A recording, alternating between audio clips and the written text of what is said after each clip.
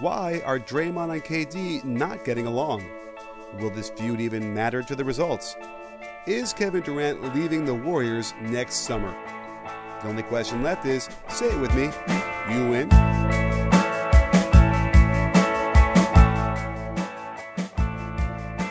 Hey sports fans, Coach Nick here, and welcome to the B-Ball Breakdown podcast. Today I have Mark Medina, who is the Warriors beat writer for the Bay Area News Group. His Twitter is @MarkG_Medina, and he's also the host of the podcast the Warriors HQ podcast on iTunes, anywhere or wherever else you get your podcasting listenings on. So, Mark, thanks for coming on the show, and let's talk some KD. What do you say? Yeah, Coach Nick, always love to be on. Yes. And I also, the other part of the introduction is friend of the breakdown. That's what we're trying to. Oh, yes. Yes. Old time friend of the breakdown. So. Of course, but that goes without saying. Yes. So anyhow, and I'm glad you can fit us amongst your busy hits with on TV that we see you now. It's always nice to see you on. Where did I just see you? NBA TV.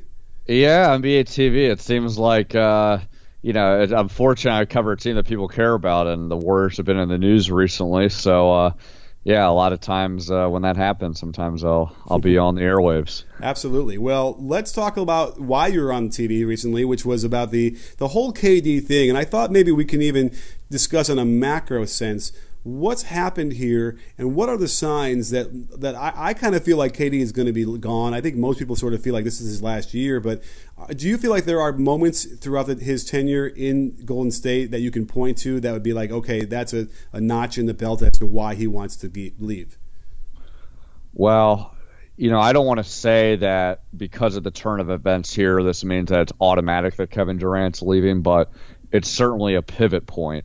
I think for obvious reasons where, everyone knows Draymond Green is this intense player and a fiery player, and he and KD have gotten into it dating back to his first year with the Warriors 2 years ago, and it wound up really not being a thing because they understand a lot of times when you have two competitive people, the emotions spill out, and sometimes it can work for the better. But here, Draymond clearly crossed the line of not only saying a lot of personal things that are probably too vulgar to repeat here, but he brought up his free agency and saying that they can, Chris Sands from Yahoo was saying that Draymond told him, hey, we can win without you. We won before you got here, and basically daring him to leave. And, as we know about Kevin Durant, he's been getting a lot of criticism ever since he went to the Warriors, and part of the reason is because he left the OKC Thunder to team up with a few other All-Stars. And now there's all this intrigue of will he leave? So this topic is kind of topic A of where the criticism's from, and Kevin has taken strong exception of that. So I know that things haven't been well. They've been trying to mend fences, but I don't want to say that this automatically means that Kevin's a goner. There is 7 months left for him to make this decision, and I think as we've seen through this NBA season, so many things can turn quickly for better and for worse, but it's definitely going to be a factor for sure. For sure. Well, let's go back to the original thing that you mentioned. The first incident we saw publicly was at the end of a game in the regular season. This was, I guess, 2 years ago, in the beginning of the year. I think, correct me if I'm wrong, KD decided he wanted to ISO to end the game when kind of waving off Steph. And that's the famous shot, right, where we see Draymond in Kevin Durant's face. And Kevin Durant seems to be nodding and taking it, but isn't that whole situation, that's what was going on then? Yeah, and I mean, just to clarify from my end, I didn't start covering the Warriors until last season, so it's not like I was on the ground there. At that point, I was still covering the Lakers for the LA Daily News. But I remember when a few of us talked to Kevin last year in retrospect about that incident, he was kind of laughing about it and saying, hey, it's two competitors. You can't be afraid to get into it. And Draymond has long maintained that it is a good thing when you have people who are honest and bring out the best in each other. But here, it's a completely different thing. But I think the core question that you're having of is KD leaving or not, it just really strikes me of a conversation I had with Kevin Durant before they went to play the New York Knicks in New York, where all the talk would be, would Kevin Durant want to play with the Knicks? And he didn't want to go down the free agency rabbit hole, but he went in depth a little bit about his time with the Warriors. And he painted it very glowingly, and it went beyond the fact that, hey, he's won 2 championships, and B, he's won 2 finals MVPs. he's mentioned that there hadn't really been any points of contention, even though you often hear behind the scenes there's kind of like a passive aggressiveness. But he strongly dismissed and shot down, there being kind of a tug and a push-pull during the Western Conference Finals against Houston last year, where he was going ISO a lot and shooting the ball. I mean, he really said it was an X's and O's exercise that they're all trying to figure out, because to open the series, Klay Thompson, Steph Curry surprisingly weren't shooting the ball well, so Kevin took it in his hands. It worked initially, but then because of the Rockets' switch-heavy defense, he wound up being inefficient. But he really characterized that whole rite of passage throughout the season, throughout the post-season series against the Rockets, as really an X's and O's puzzle, and that there weren't any of these contentious conversations among the coaches and teammates.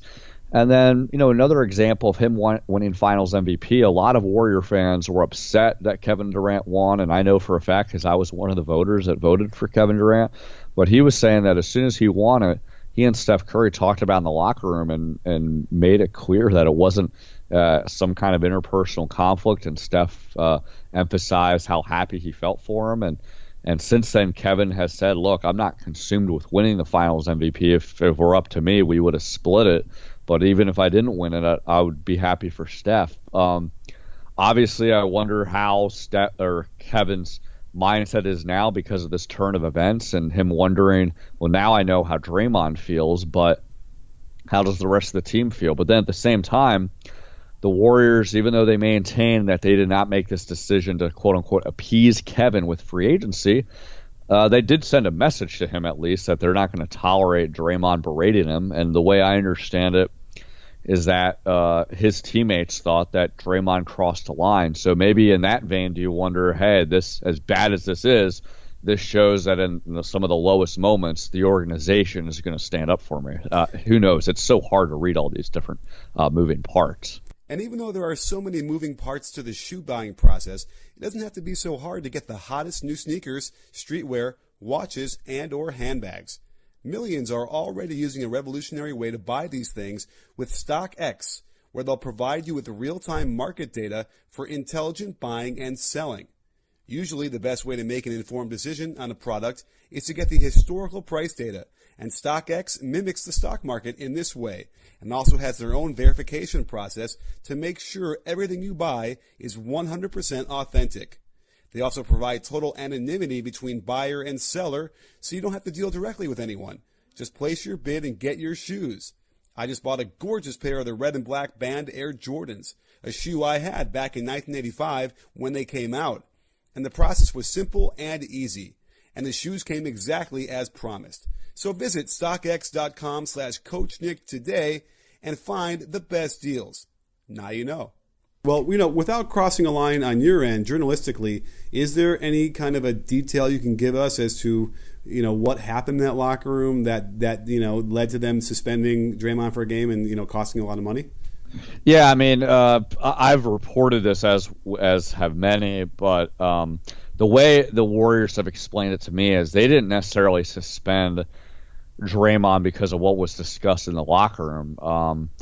I mean, obviously it wasn't friendly by any means, but there were people within the Warriors organization that said that the locker room discussion wasn't as contentious, and it was more of a team-oriented discussion where, because of what happened in the huddle, a lot of different guys on the team spoke up about the incident. The Warriors say that they made the decision to suspend Draymond because of what he said to Kevin Durant after Kevin started yelling at him for not passing him the ball in the final play of regulation, and subsequently Draymond ran the ball up the court, turned the ball over. It was a tie, so it's going into overtime.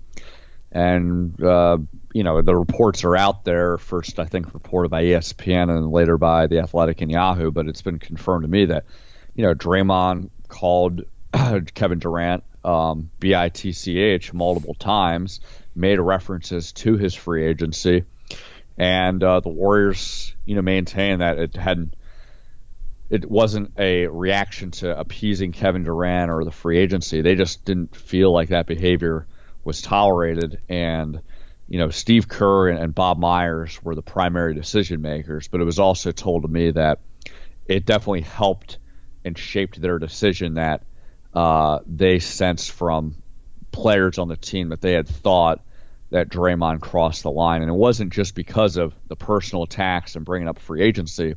I think the way it was told to me is some players kind of saw Draymond reacting with a double standard, where Draymond has been known to get on guys throughout his career, even guys like Steph Curry and Klay Thompson, for decisions they make or shots they miss, and they take it. And they thought it was a little hypocritical that Kevin Durant's getting on Draymond for not passing the ball, and Draymond couldn't handle that criticism and immediately took it personal.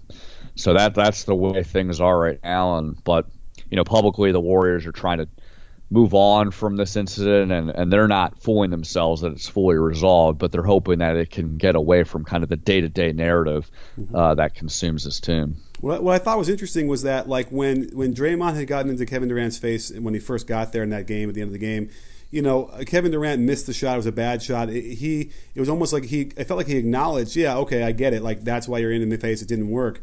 And this was sort of the same idea where Durant, in not a very histrionic way, said, it was a mistake by Draymond, right? Like, you want to get the ball to Kevin Durant and you want him to take the last shot.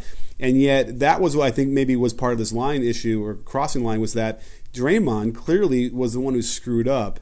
And out of that decided to turn the tables completely on Kevin Durant, almost like a little child in a way, where they bring up something that doesn't even relate to that play, right? That's sort of what it looked like to me, and that's why. Is it safe to say that, like, when you watch Kevin Durant in that video replay, he doesn't look like he's engaging Draymond as much as Draymond is engaging him? Is that safe to say? Oh yeah, without a doubt. I mean, you can see the emotions are pretty high, and so much that DeMarcus Cousins had to just kind of move Draymond away and tell him to lock in. And, Andre Iguodala and Sean Livingston are calming Durant down, but clearly Draymond is much more demonstrative. And look, maybe if Kevin didn't get on Draymond as forcefully as he did, maybe Draymond wouldn't have that reaction. I think it's safe to say Draymond's reaction was kind of festered up. I mean, he was a little frustrated, I think, with the fact that this free agency cloud's hanging over the team. And, he's thinking, hey, the Warriors have had so much success with Kevin Durant. Why is he looking elsewhere? But here's the thing. I think it is a little hypocritical on Draymond's part, or just any notion in general that Durant kind of, quote-unquote, owes the Warriors anything. As much as you think it's head-scratching, hey, why would he leave a good thing? The Warriors were a beneficiary of Kevin being unhappy and not thinking OKC was a good fit, and they were recruiting him well before free agency started. Players, mind you, not the front office. But this whole idea that Draymond suddenly offended that Kevin might be looking elsewhere, well, he was talking to Kevin when he was on another team when he was looking elsewhere. So you kind of have to take that into consideration. But I think if it wasn't for the personal attacks, this would have been a 24-hour story. It would have been an interesting story nonetheless, that would have had a lot of layers to it, but it really would have just been stylistically, where does the team stand? And I would have been really fascinated to get into that, and it's frankly something that we didn't really get into because there was so much other stuff to cover. But here, Steve Kerr didn't call a timeout on that last play for a reason. He likes to, at the most of end of game situations, to run the floor because defenses don't have time to set up. And he's not about, hey, make sure we get the ball to so-and-so. He's all about ball movement. And on one hand, Draymond followed that creed because Kevin was trailing on the play. There wasn't a lot of time left. But on the other hand, he didn't follow the creed of finding the open man because he was trying to dribble out the ball through a few defenders, and Klay Thompson was wide open in the corner, and he was also upset he didn't get the ball. But I think that still would have been a story stylistically from Steve Kerr's end, the players' end. Where do you find that balance, particularly in end-of-game situations of looking for your quote-unquote star versus finding the open man or making things happen on your own? But I think that thing would have been resolved within a day, and it wouldn't have carried over. Here, because of the personal nature of what Draymond said and the subject matter, it's not going to have the same kind of day-to-day coverage as it was initially, but it's going to have this kind of undercurrent tone throughout the season. And if there's any pivot points, good or bad, of moments Kevin and Draymond have on the court, you always wonder, how is this evolving for better and for worse? And just so I'm clear, when you say the personal attacks, it's really just the ITCH word. Is that what we're kind of focused on? Yeah, I mean, for sure. When you're talking about athletes on the court, heat of the moment, I'm sure there are other vulgarities spewed knowing who Draymond is. But yeah, just the personal attacks, the vulgarities, the demonstrative nature, and obviously the free agency component as well. For sure. And no one else seems to have had much of an issue with the whole free agency cloud, certainly verbally, right? Certainly not publicly. I've talked to people in the organization about it, and they always downplay and say, look, Kevin has the right to do what he wants.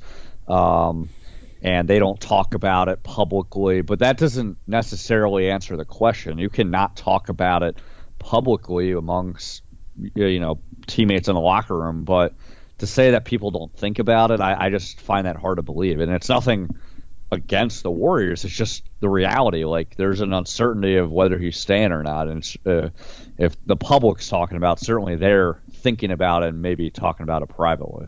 For sure. Well, Mark, I can't thank you enough for joining us and giving us your insider information about what's happening in this whole scenario. I kind of agree. I think it's going to blow over, maybe a little bit longer than normal, but they'll get back to winning. They'll get back to everything being okay, Draymond being back to his equilibrium. Till next time, I suppose. Yeah, and I think the key thing to emphasize here with this issue is, look, I don't think there's a lot of concern of if the Warriors can get over this season. I mean, they have a lot of talent. Steph Curry is going to come back at some point. Draymond Green will come back at some point. Even with all these issues, they just have all the continuity and talent to still win the NBA championship. But frankness, like, that isn't really the question. It's more of, what does this mean after next season? And no one's ever going to know this. Even before this incident happened, no one's ever going to know it. But we don't know to what level this issue is going to be resolved literally until Kevin decides what he's going to do in free agency. And then once he makes that decision, I think we'll all be able to connect the dots of, okay, tracing back to this specific pivot point, to what degree, to what extent did this play out in his decision making. And we'll literally have to wait until July when that happens. You remember what David West said in the locker room after they won the championship? You think this is related to that? That's what keeps me humbled in this field. You don't know what you don't know. But just covering the team last year, I had never heard of behind-the-scenes things like this. But the Warriors are pretty good at keeping things in-house. But when David did say that, it was emphasized to me by multiple people in the organization that it was more of him just trolling us. Now, who knows? Was this their strategy of keeping it in-house? Never rule anything out. But you don't know what you don't know. So I never sensed that they were going through these kind of things last year. A lot of their challenges last year had to do with just not being motivated and fighting fatigue and burnout from being in the finals for so many years since 2015 and having to gear up for every single game where the opponent is treating it as their Super Bowl. But you don't know what you don't know.